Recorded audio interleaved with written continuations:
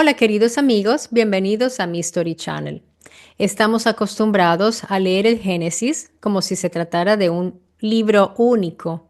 Ya sabemos que el Tanaj es un compendio de libros, de eso todos estamos informados. Pero quizás algunos de ustedes, quienes me escuchan en este momento, no hayan oído hablar acerca de que en Génesis en realidad hay dos relatos. Encontramos dos historias, no una sola. Se trata de dos narraciones distintas de uno de múltiples inicios. Los autores no se preocuparon por unificar estas dos narraciones o armonizarlas ni siquiera.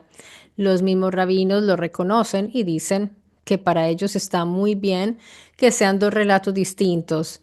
Con esto nos damos cuenta que dentro del judaísmo siempre está abierto el debate o que en los relatos haya incongruencias. Eso ellos lo manejan muy bien y lo aceptan porque es parte de su manera de ver. Siempre están en discusión, en debate abierto y estudian muchísimo. Estos dos relatos, Génesis 1 y Génesis 2, hablo del capítulo 1 y capítulo 2, se llevan entre 200 y 500 años entre sí.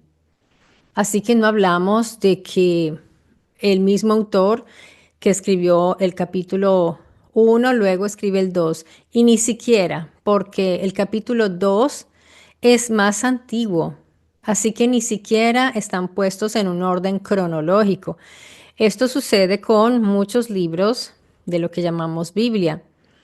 De modo que ya es bueno empezarnos a enterar que el Génesis 2 es más antiguo, de entre 200 y 500 años, que el Génesis capítulo 1. También es bueno aclarar que el Génesis 2, ese segundo relato, no inicia en Génesis 2:1, inicia en el versículo 4. Así que amigos, en este video se van a enterar de informaciones que yo pienso que son relevantes y también estimulantes, ¿por qué no?, respecto a estos escritos, por lo cual los invito a que se queden hasta el final del video y si les gusta el contenido, el análisis que realizaré, dejen su me gusta, que se suscriban si no lo han hecho y pueden unirse a la familia Mi Story Channel mediante el botón de unirse. Vamos a iniciar por la anatomía de las palabras, por las etimologías. Leamos directamente de una Biblia que tengo aquí conmigo. ¿Por qué escogí esta? Porque les voy a decir la verdad. Es la única Biblia que tengo en español. Resulta que quizás algunos de ustedes ya saben que en el pasado yo fui testigo de Jehová. Pertenecí a la llamada organización de los testigos de Jehová, de manera que todavía conservo la literatura que adquirí en ese tiempo y conservo la Biblia, la cual ha sido editada por el Nuevo Mundo, pero ustedes pueden leer conmigo el texto desde sus Biblias, de su hogar, desde su casa, y es interesante ver cuáles son las diferencias. Es bien interesante esto, cómo hay tantas versiones y traducciones distintas. Además que por estos días se está hablando mucho de los testigos de Jehová debido a esa, entre comillas, nueva luz, como lo llaman ellos, cada vez que se supone que su Dios, como lo llaman ellos, Jehová, les ha enviado nuevas dilucidaciones a través del esclavo fiel y discreto, como lo llaman ellos, nuevas directrices, y está causando un gran revuelo y polémica, y no es para menos, porque se trata nada menos que de ese dogma que ellos aplican dentro de la secta, que es el de no transfusión de sangre, y en este caso es la aceptación de la transfusión de la propia sangre. Así que me gustaría hacer un video, si ustedes quieren lo podemos hacer. Vamos a leer ahora Génesis capítulo 1. Dice, en el principio Dios creó los cielos y la tierra. Es interesante que aquí en este artículo, el principio, ponen ellos, el entre corchete o entre paréntesis. ¿Por qué lo ponen entre paréntesis? Esto me agrada porque se nota que o sea, la Watchtower ha realizado una versión un poco más cercana al hebreo y ponen el paréntesis para indicar que ahí no está el él, no está ese él, y ya les voy a decir por qué. Pero quería aclarar esto, que esta Biblia no es tan mala porque al menos avisa dónde se está añadiendo. Y eso es una transparencia textual. Pero no les voy a decir que en todos son transparentes porque tienen un sesgo claramente, como lo tienen las otras religiones. Entonces, ellos pues tienden a resaltar lo que es el pensamiento de los testigos de Jehová. Sin embargo, yo sabía que ellos son muy cercanos a las traducciones hebreas. Sé que entre ellos hay personas que estudian el hebreo, el griego también y el arameo. Así que pues quería informarles porque no todo el mundo sabe estas cosas y no deja de ser interesante. Y aquí entonces ya nos encontramos un problema. Pero antes de indicarles dónde está el problema, quiero decirles cómo es el texto transliterado del hebreo al español, porque es imposible comprender lo que dicen los textos textualmente sin leerlo en la lengua en el cual fueron escritos en las primeras etapas de la transcripción de estos libros. Leemos entonces en Génesis 1, Bereshit bara Elohim et hashajim be'et haaretz. En la Biblia que ustedes tienen lo van a encontrar como en el principio, tal como lo acabo de leer en la Biblia de la Watchtower. Pero aquí ya nos encontramos, como les mencioné, con algo que no está bien. No está bien en la traducción, porque en Bereshit no hay artículo y es lo que nos está señalando esta versión bíblica de el Nuevo Mundo. Nos lo señala poniendo el paréntesis.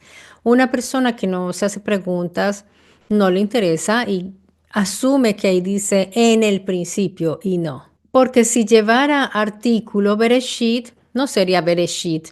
Debería decir Hareshit. El principio. Ha es el artículo el. Reshit significa principio, comienzo o inicio. Entonces, aquí está sin artículo en el hebreo. En una Biblia hebrea, ya los hebreos saben que no tiene artículo. Por eso me extraña que algunos sigan diciendo en el principio. Pero en español sí lo traducen siempre como el en el inicio o en el comienzo. Entonces, aquí, si no tiene artículo, se abren otras posibilidades que a mi parecer son bastante interesantes. Porque si no es el principio como un único o absoluto principio o inicio, el principio como absoluto, entonces podría tratarse de un principio en un principio de tantos, un principio de cuantos. Y aquí está lo interesante y apasionante de este libro, porque en este punto ya entramos a encontrar conexiones con el mundo científico, con otras culturas también. Ya si lo leemos de esa manera que yo propongo con un y no con él, ya cambia mucho porque vamos a encontrar interesantes conexiones. También con la astrofísica, por ejemplo. Un principio de muchos querría decir un universo cíclico que se ha iniciado varias veces y se ha extinto también quién sabe cuántas veces más, para reiniciar infinitamente quizás. Recordemos que hay teorías al respecto. Por ejemplo, los libros védicos de la India, esto lo menciono en mi libro Los Luminosos, hago este análisis también, porque encontramos distintos inicios y en los libros védicos hay coherencia con esto de en un principio. Ahí hablan de estos principios y entonces encontramos una coherencia entre el Génesis y la ciencia y otras culturas, y esto a mí me parece maravilloso. Por ejemplo, en Mesoamérica encontramos que en el Popol Vuh se habla de muchos fallidos inicios que luego se van a reiniciar como múltiples Bereshit. Vean qué interesante esto. Ahora vamos con otro término que encontramos en Génesis 1, que es bara, el cual suelen traducir como creó. Bara Elohim, creó Elohim. Está como verbo en singular, acompañando a un plural. ¿Cuál es el plural? Elohim. Entonces, ¿por qué Elohim no está acompañado de crearon, por ejemplo, si fuera esa la traducción, porque tampoco lo es, pero ya vamos a ver? Debería decir Elohim, los Elohim crearon.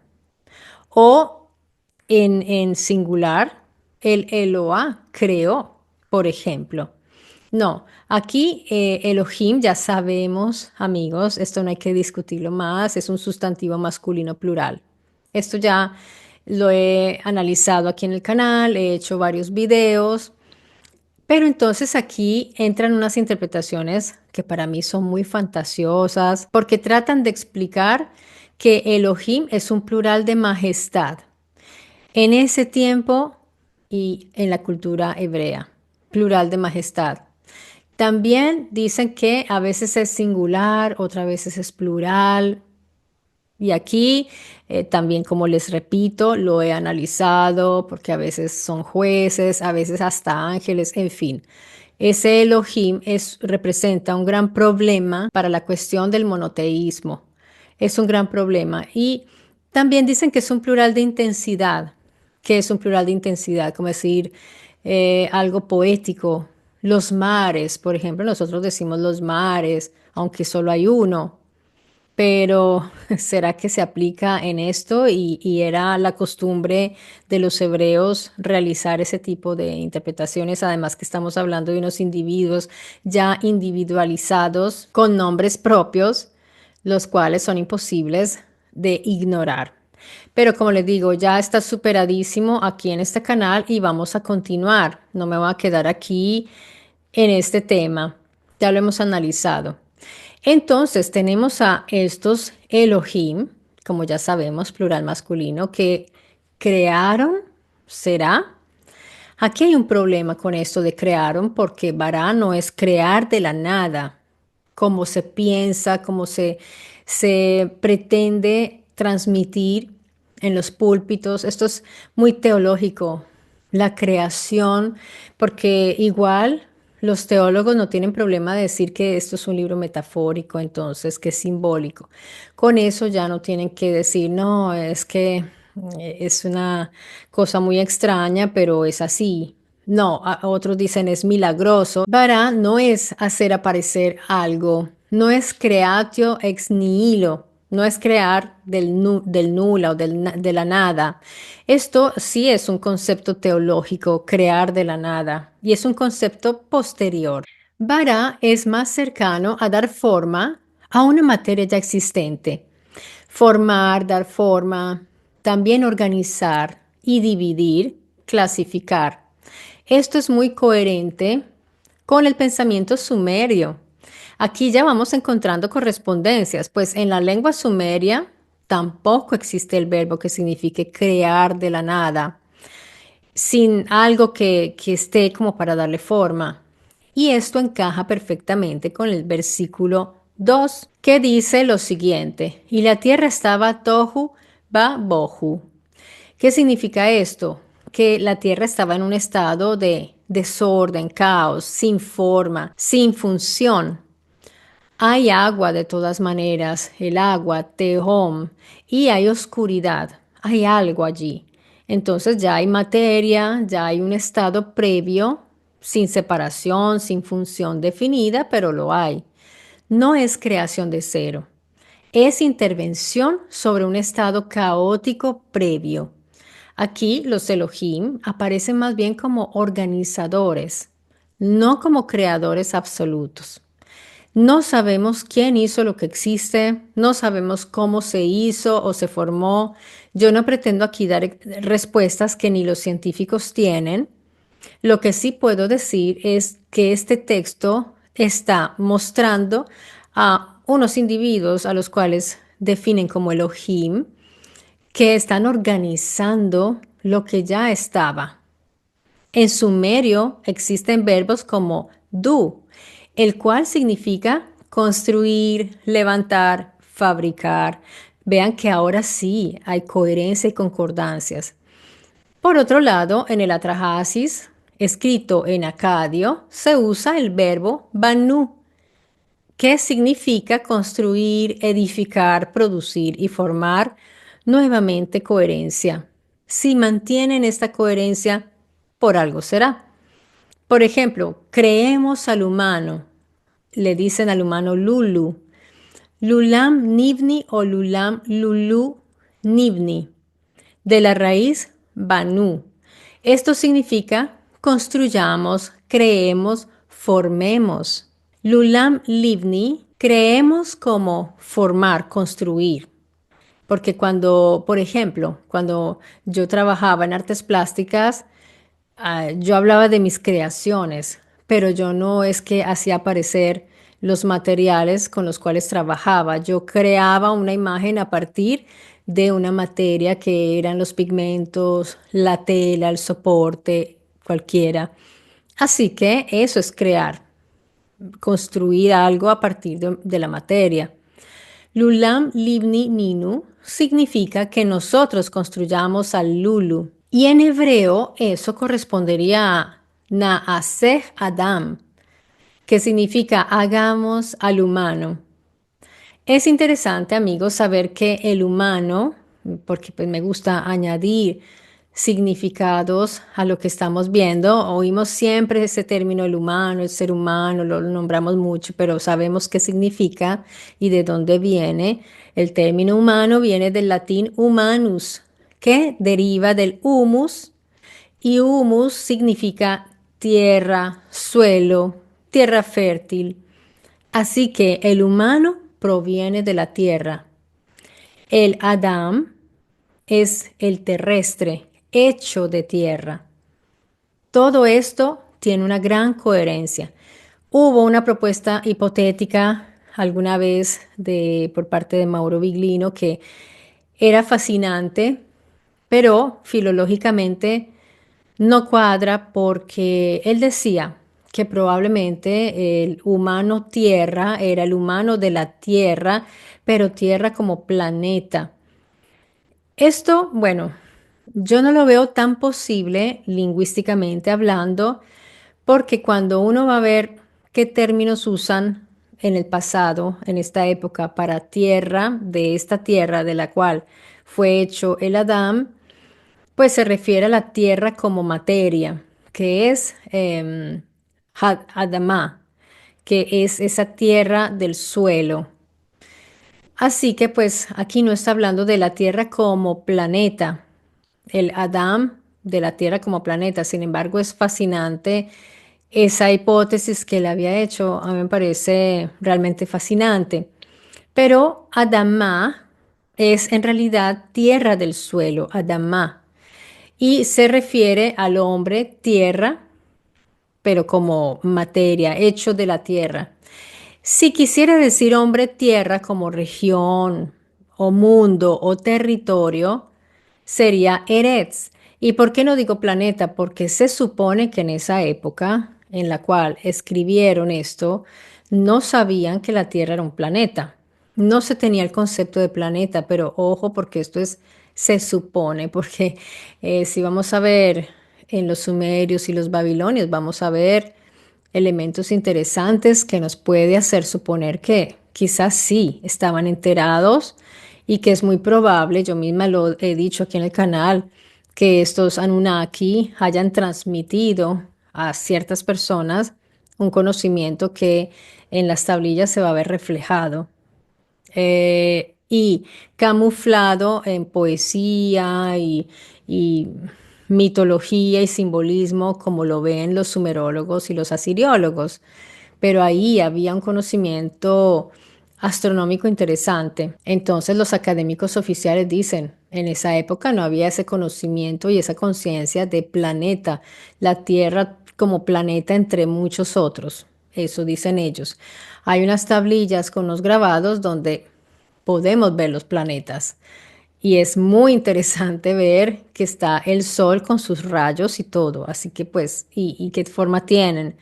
Pues circular porque en realidad lo estamos viendo en dos dimensiones, pero habría que ver. Por otro lado, los historiadores de la ciencia dicen que según estudios de historia de la astronomía basados en textos como Mulapin y Enuma Anu Enlil, los babilonios identificaban los planetas como estrellas errantes y podían predecir sus movimientos, pero, vuelvo a decir, ellos piensan que no los entendían como mundos físicos ni concebían la Tierra como uno de ellos. Pues yo sobre esto discutiría, pero este no es el video para hacerlo, lo hemos visto en otros videos. Continuando entonces con Ha-Adam o el Adam, este término puede dejar lugar a que era uno entre otros, porque vemos que tiene el artículo Ha, o sea, el Adam. Ahora vamos a ver Génesis 1:26 que dice, transliterado al español del hebreo, Vayomer Elohim, Naaseh Adam Betsalmenu Kidmutenu. Traducción, y dijo Elohim, hagamos al Adam. Betsalmenu suele traducirse así, a nuestra imagen, y esto lo veo hasta en los rabinos aquí en YouTube. Lo leen así, a nuestra imagen. Yo no sé si ellos son conscientes, pues tienen que serlo porque saben más hebreo que yo, que ahí no dice a nuestra imagen y no sé por qué lo continúan a repetir. Quizás en sus estudios ellos ven que puede traducirse así, pero si vemos la frase Bet Salmenu, Bet no es a nuestra imagen. Y luego, además, sigue con conforme a nuestra semejanza. Entonces, aquí sí me tengo que detener con Bet Salmenu, porque Betsalmenu está escrito con el prefijo con, es decir, B. Ese es el prefijo con, B. Si quitamos el sufijo nu, que significa nuestro, entonces queda tsalme como núcleo. Y esto es una forma modificada de tselem. Aquí está esa partícula escondida en una variación, una modificación de un término. Lo que sucede es que tselem cambia de forma cuando se le añaden sufijos. Por eso ustedes no encuentran el tselem, no lo ven allí, pero nosotros lo vamos a extraer. Haciendo esto, entonces, la palabra pierde la vocal central y se convierte en psalm, aunque para nosotros esto es extraño.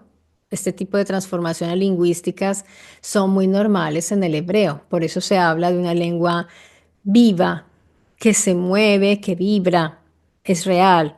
Ellos hacen todos estos juegos de palabras, de frases, modifican, así que no nos debe parecer extraño.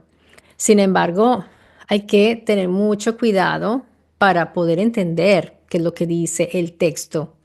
Así que concluimos que Tselem no aparece igual porque está deformado por la gramática, de manera que Tselem está ahí dentro de Betsalmenu, pero modificado fonéticamente. Betsalmenu contiene la palabra Tselem, Salm, Selem, pero transformada por la adición de un prefijo y un sufijo, lo cual modifica su forma original. Así que no sé si ustedes tenían esto claro, porque en las conferencias de Mauro Viglino él lo ha dicho, pero aquí estamos desmenuzándolo. Hagan de cuenta, esto es como una disección para que se den cuenta. Y quiero decirles que yo por muchos años pensé que estaba estudiando la Biblia. Por muchos años creí conocer lo que decía y de qué se trataba y conocer muy bien la Biblia. Cuando estaba con los testigos de Jehová, yo estaba convencida. Así que es bueno, yo veo muy positivo lo que me sucedió para poder ya después, porque yo dejé de tocar las Biblias, no quería ni abrir una Biblia durante un buen tiempo, pasarían años antes de que tocara una Biblia para estudiar. Y ahora sí, a partir de cero. Es importante, amigos. Entonces, Selem significa imagen. ¿Y qué es esta imagen? Ahora vamos a ver. Los Elohim declaran que harán al Adam con su Tselem, algo que contiene la imagen de ellos. ¿Qué es lo que contiene la imagen de un ser complejo, de un individuo? Pues aquí podemos estar hablando de un procedimiento, estamos hablando de un procedimiento para construir un ser complejo, como lo es un humano, el Adán. No es otra cosa, están construyendo, quieren hacer un Adán. Hablamos de un procedimiento de bioingeniería. No se puede calificar de otra manera. Estamos ahora, si queremos hablar de un milagro, ya es otra cosa. O si queremos hablar de magia, también. Estamos por construir un humano, bioingeniería. De otro modo, entonces sí tendríamos que hablar de milagros o magia. Nosotros, en el ámbito científico de la ingeniería genética, llamamos a esta imagen genoma, el manual completo de instrucciones biológicas de un organismo complejo. El ADN que porta nuestra imagen, básicamente información, amigos. El CELEM es como una plantilla, es un molde, si lo queremos ver, ilustrado así, que determinará las características de los nuevos seres. Si ustedes le quieren ilustrar esto a una clase, ustedes están enseñando genética y quieren explicarle a sus alumnos, hablen de plantilla y molde y dicen, ah, ya entiendo. De eso se trata. No estamos creando metáforas, pero estamos ilustrando a qué corresponde este Tselem. Ojo porque aquí quiero darles una premisa que les quiero plantear.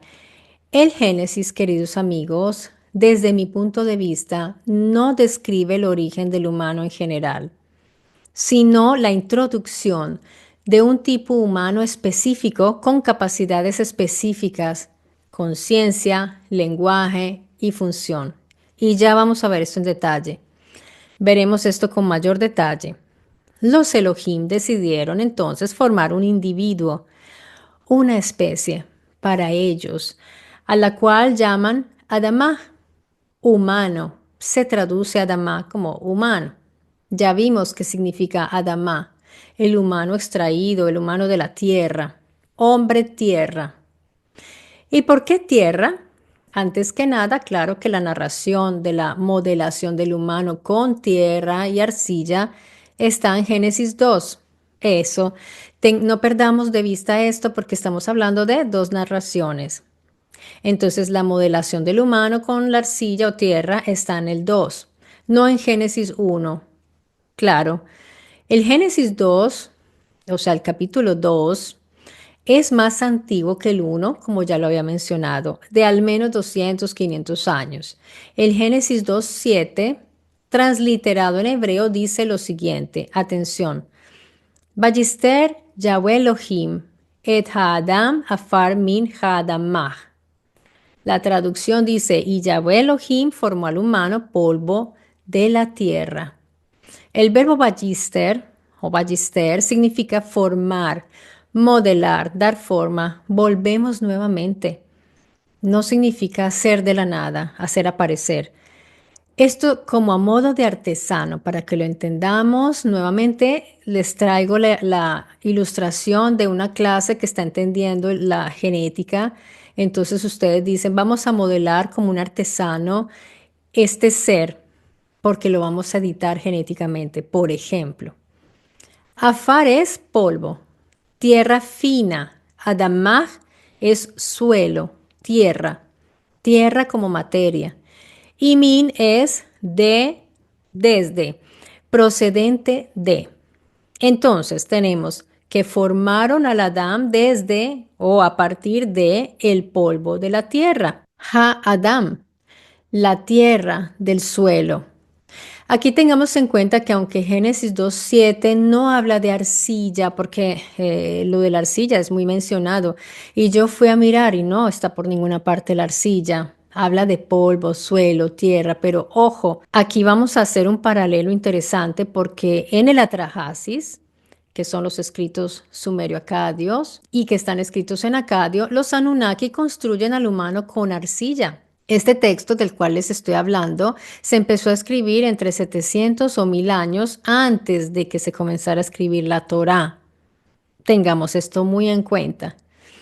Un escriba grabó en la arcilla el texto acadio y aquí les voy a citar la versión basada en tablillas, en las tablillas OB. La tablilla 1 dice, les voy a transliterar, que los sumerios me perdonen por la pronunciación. Ilam isten lishutu ina titi lisaka nutema u serasu liskunu.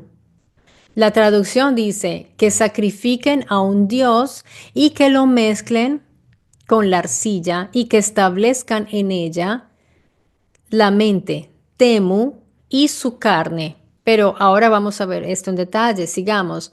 En algunas traducciones académicas incluyen lo siguiente: mezclaron su carne y su sangre en la arcilla.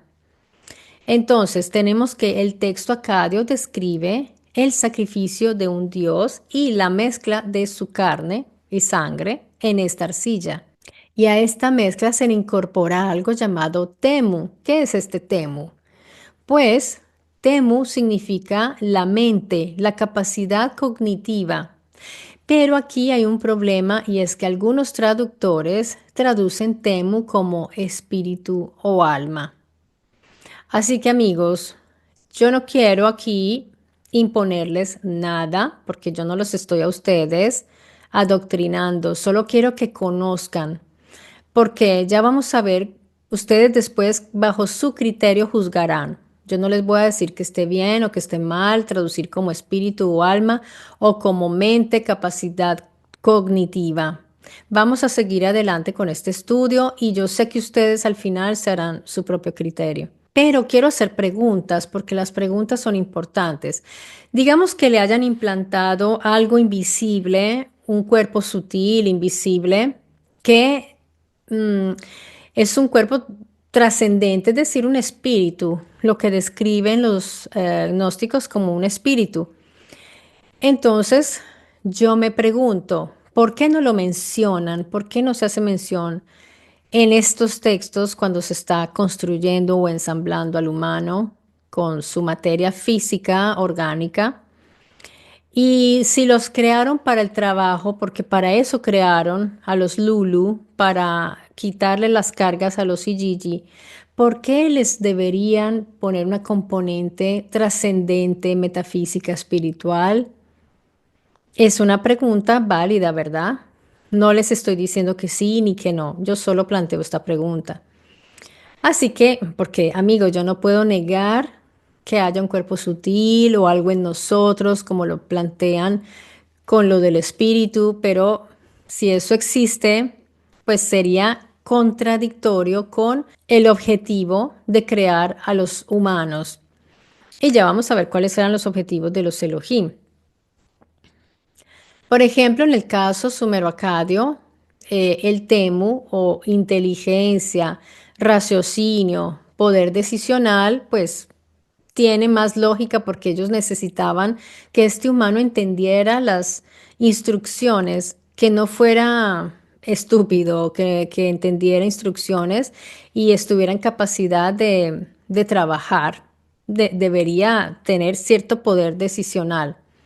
Y en los hebreos, ¿qué se le da al humano, a la Adam, cuando se construye? Se le da, se le insufla el aliento o viento de vida, el ruaj, pero vuelve y juega, lo traducen como espíritu. Pero este viento es la respiración que un Eloá insufló en los Adam, el primer aliento de vida, la respiración. Esto en casi todas las religiones, creencias que vienen de lo gnóstico, siempre lo interpretan como el espíritu. Fíjense que ni siquiera los testigos de Jehová piensan esto. Perdón que los incluya, pero es que hay que incluir también lo que creen otros y pues me parece interesante confrontar porque ellos tampoco creen en esto del espíritu.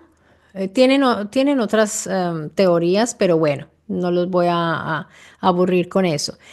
Y pues en un próximo video sí quiero analizar lo del episodio con el serpiente, aunque ya lo hemos hecho, porque escuché un análisis de un rabino llamado Daniel Champán en su canal que habla sobre la serpiente, dice él, la serpiente y la interpretación que él le da. Obviamente llevándolo hacia algo teológico como es el pecado, pero me gustaría hacer ese análisis. Si a ustedes les interesa, me lo pueden decir en los comentarios. Entonces, fíjense que el texto no habla de cómo es el humano, sino que especifica para qué fue hecho. Porque en un cierto momento los Elohim o el Eloah dice, y que dominen, o sea, los Adam, sobre los peces del mar, sobre las aves del cielo, sobre el ganado, sobre toda la tierra y sobre todo lo que se arrastra sobre la tierra.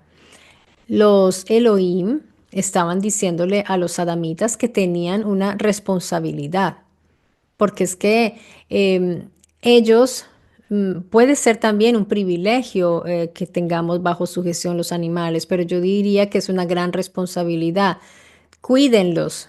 Ustedes son responsables de ellos. Y si ustedes se fijan, los animalitos dependen mucho de nosotros. Bueno, sobre todo los que están domesticados, los salvajes también, porque si nosotros no tenemos atención en extender demasiado nuestros dominios, ellos se quedan sin alimento. Dense cuenta que están bajo nuestro dominio.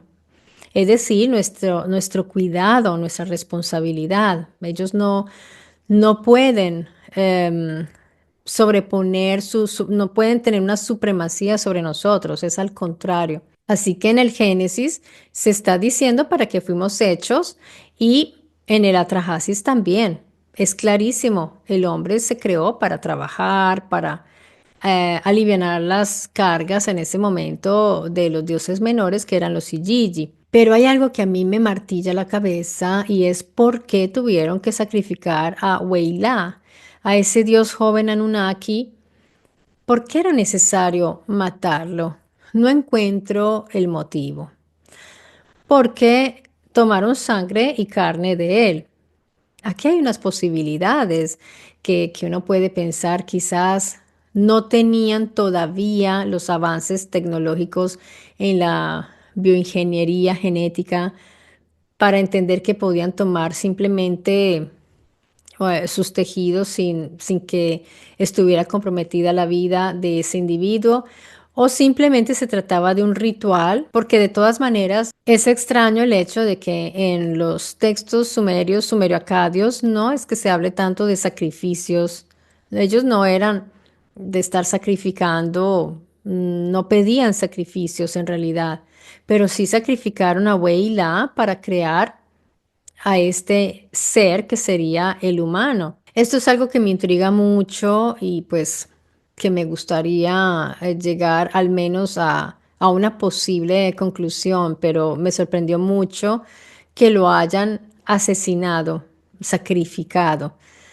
En esos textos se describe una especie de ritual, entonces puede ser que querían darle, no lo sé, tengo que estudiar muy bien eso porque no encuentro el motivo, porque en cambio en Génesis no hay un sacrificado. A Adán no lo sacrifican para crear a Eva. Dense cuenta aquí ya hay diferencias, porque a Adán, a partir de Adán crean a la Hawa para que lo acompañe, para que lo complemente.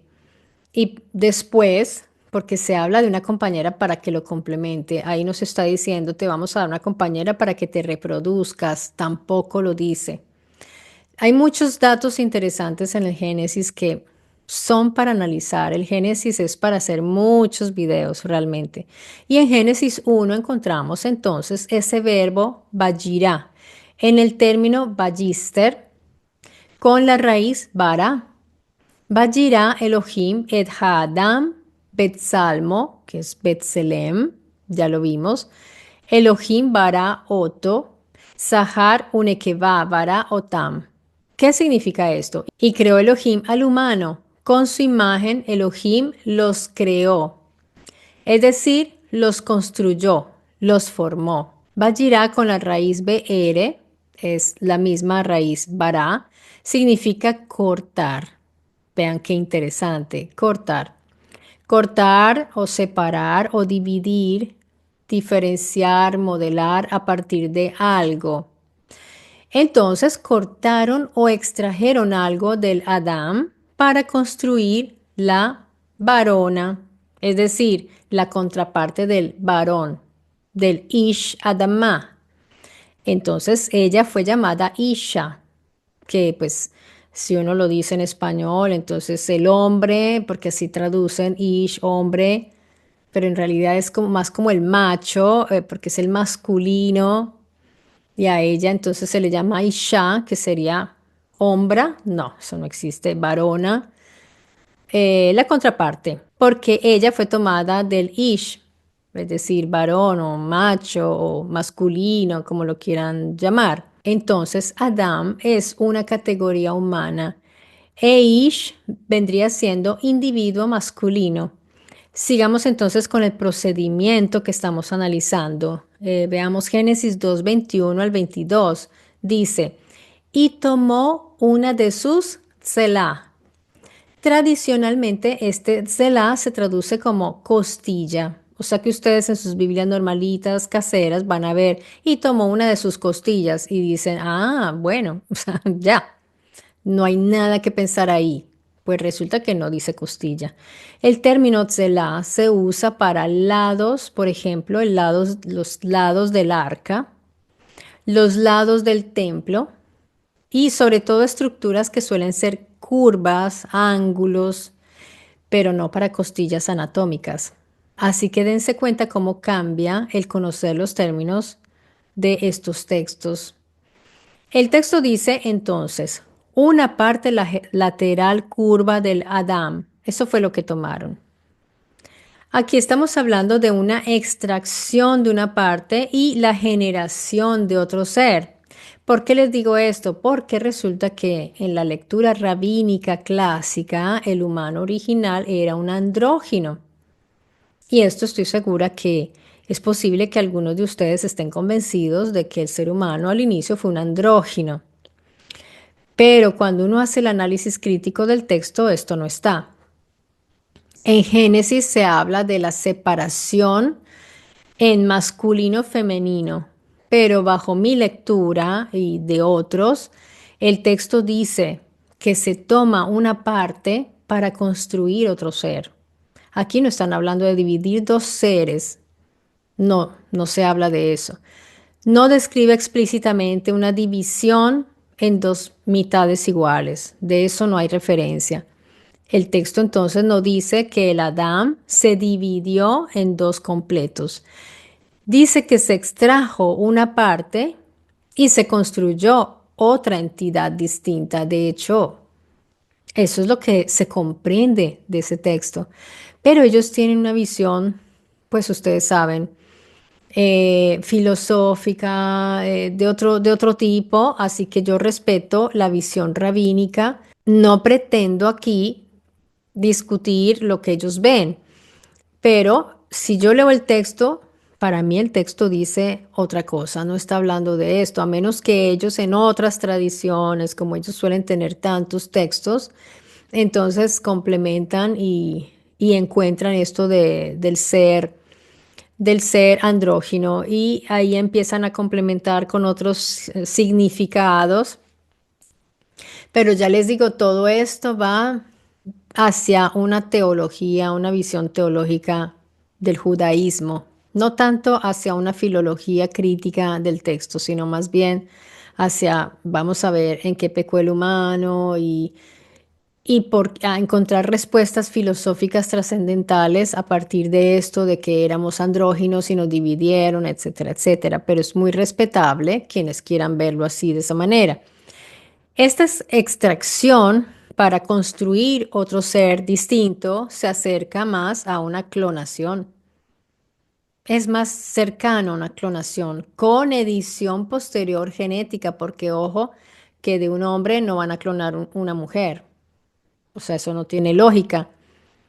Pero si se editan los cromosomas sexuales, sí. Entonces, pues esa sería una solución técnica a los vacíos, a lo que ahí no está y a lo que no se entiende. Como les digo, es interpretación. Yo estoy interpretando aquí porque el texto no lo dice, pero interpreto a partir de este análisis filológico y textual que estoy haciendo, lingüístico. Otra cuestión interesante es el uso de la arcilla, amigos. Ustedes saben que a mí me apasiona encontrar ciencia en estos escritos, porque en estas intervenciones tanto de los sumerios como de los hebreos encontramos ese elemento en común y no es banal. Y aquí quiero también compartirles la visión de algunos estudiosos independientes, entre estos Mauro Viglino, porque ellos piensan que la arcilla podría ser la materia de la tierra, pero no literalmente la materia tierra, sino lo que ya había en la tierra. ¿Qué había? Los homínidos.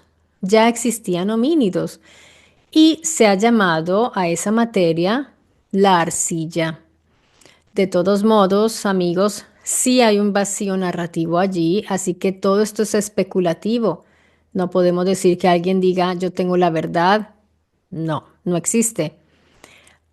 Otro vacío que veo yo, pues que es importantísimo, es que en ningún texto de estos se nombran homínidos. No se habla de homínidos. Entonces, si ya estaban, si ya existían, en el Génesis sí vemos que habían unas humanidades externas al Gan Eden. Eso sí, porque cuando Caín iba a ser expulsado de la tierra donde se encontraba con sus padres, él tenía miedo. Pero estos seres, estos individuos estaban más alejados.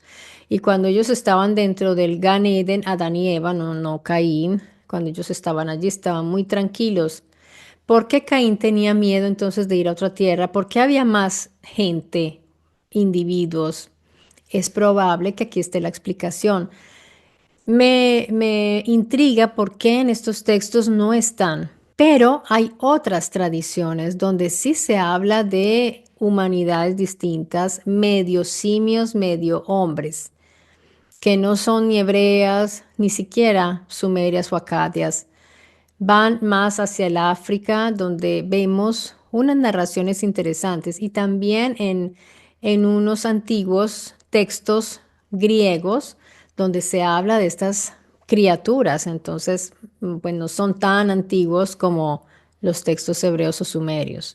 Son posteriores, pero es interesante. Un día vamos a hacer esos análisis. Y, por ejemplo, en el Atrahasis hay muchos detalles todavía más interesantes porque se habla de las diosas que reciben en sus vientres, en sus matrices, la mezcla biológica de ese dios con la arcilla. Así que nos damos cuenta que aquí hay más material científico todavía que nos sugiere que ahí hubo un procedimiento.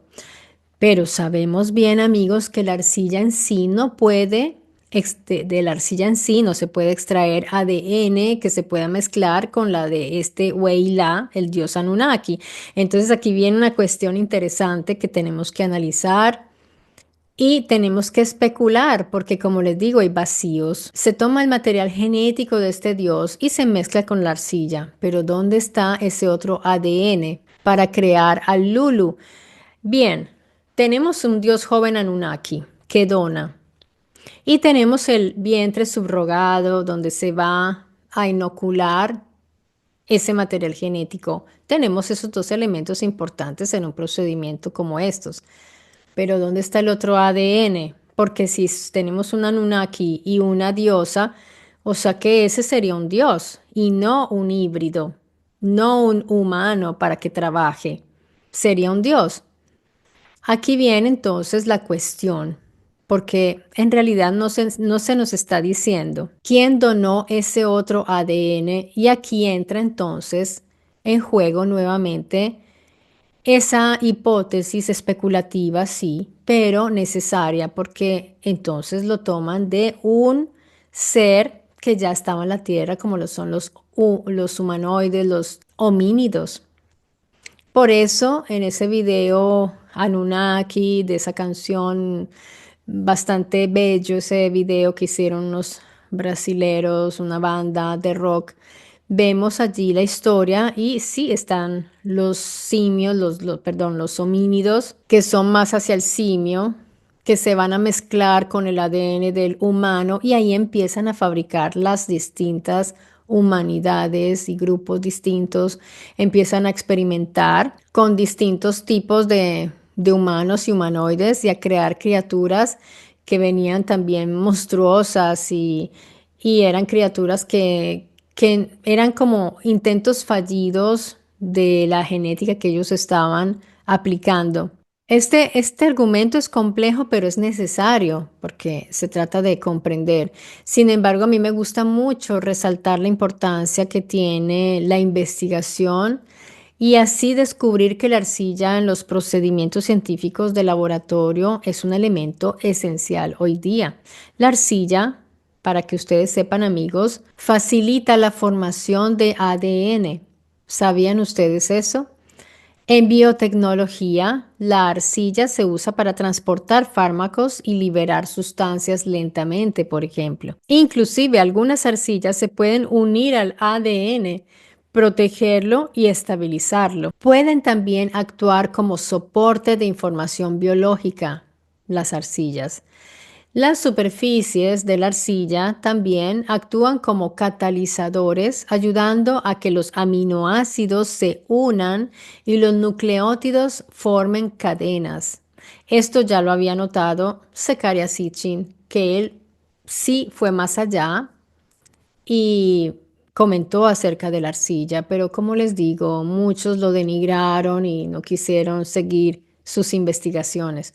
Así que tiene mucho sentido, amigos, que los textos de los orígenes de la humanidad hablen de la arcilla, nombren esta arcilla, o la tierra, o el polvo.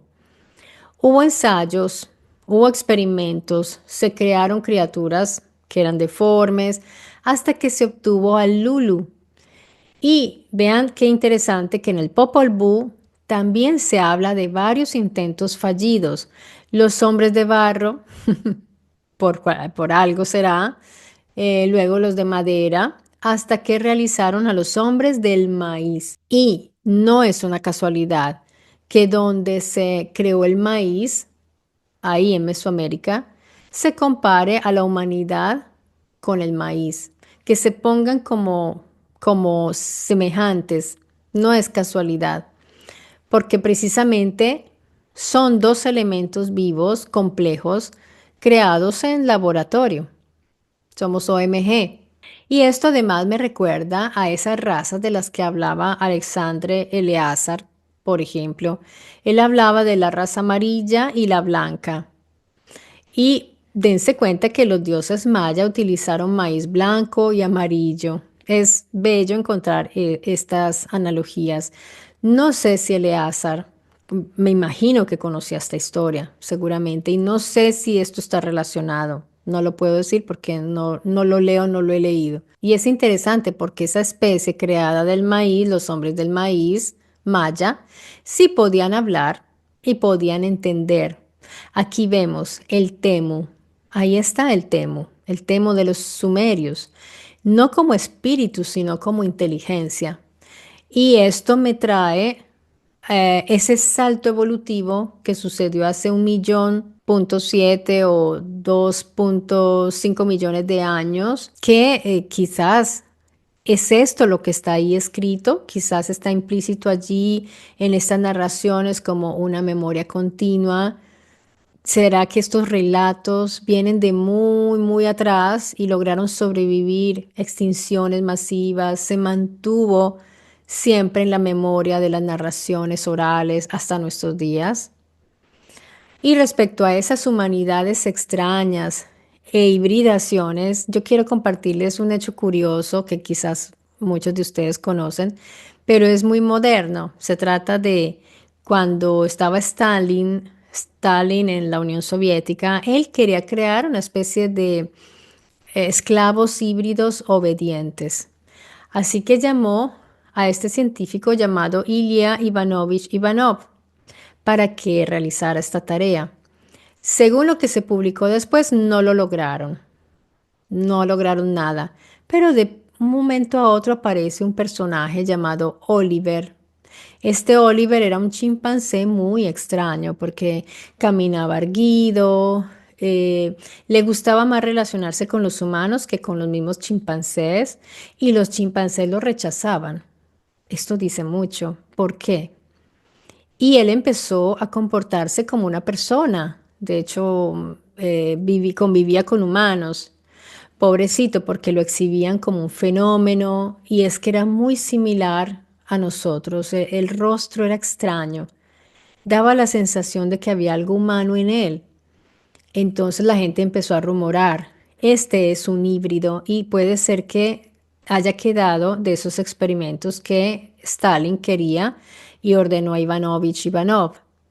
Entonces, pues para callar esos rumores que hicieron, pues hicieron exámenes de ADN y lo que publicaron fue que no encontraron ninguna hibridación. Pero amigos, pues yo desde mi experiencia, lo que he ido viendo, no tengo el 100% de seguridad de esos resultados porque todo se puede hacer y pues eso no le convendría, eso sería muy polémico que se supiera que crearon híbridos entre humanos y chimpancés. De hecho, lo llamaban el humancé, porque de verdad era muy parecido a nosotros y daba esa impresión de que no era un animal completamente y pobrecito, sufrió mucho, lo tuvieron mucho tiempo cuando ordenaron cerrar los laboratorios, lo tuvieron encerradito en lugares horribles. Alguien trató de adoptarlo, pero creo que tenía comportamientos hacia las mujeres un poco morbosos, entonces no lo querían tener cerca. Así que después al final lo compró un hombre que le dio al menos sus últimos años algo de dignidad y después ya logró un poquito llevarse mejor con los otros chimpancés, pero siempre fue distinto. Bien amigos, en conclusión, entonces hay dos relatos de Génesis, no olvidemos eso, y uno suele ser interpretado como más universal, con más elementos abstractos, sin una ubicación geográfica como para poder ubicar dónde se desarrolló esa historia. Es más global y esa es la fuente P, es decir, la fuente sacerdotal. Y el segundo, el Génesis 2, que es el más antiguo, recuerden, es más centrado en el humano. Al Adán lo pusieron en el Gan Eden y se dan datos reales geográficos. Así que hay teorías de dónde pudo haberse localizado este Gan Eden. Eh, Mauro Viglino a veces ha dicho que en Azerbaiyán, en los Cáucasos, hay otras personas que teorizan más hacia ahí en Mesopotamia, en fin, porque se dan nombres de ríos, pero entonces dónde nacen esos ríos y se da la indicación de que nacen cuatro y bueno, eso tiene sus análisis, es interesante y se trata esta Génesis 2 de la fuente yavista o fuente J. Esto es bueno, amigos, que tengamos claro porque, como les digo, a veces pensamos que estamos estudiando estos textos, pero ni siquiera sabemos qué es lo que estamos leyendo.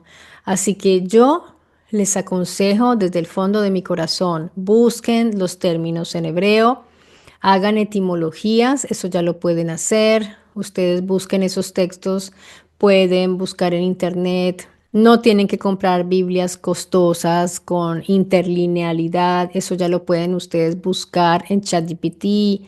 Pueden buscar plataformas donde les hagan esas traducciones interlineales, pero con la transliteración. Entonces, amigos, quedan pendientes muchas cosas. Yo quisiera poder correr para tenerles listo tanto material que quisiera desarrollar, pero voy a mi ritmo. Desafortunadamente, este es el que tengo. Queda pendiente entonces que me digan si quieren que haga ese análisis del rabino Daniel Chapán acerca de la historia de la serpiente, como él dice la serpiente. em, y lo que sucedió, pero recordemos que será teológico, haría yo un análisis respetuoso porque sé que él es un rabino y conoce bien su tradición. Así que yo con ninguna intención de ofender su tradición, porque es su tradición.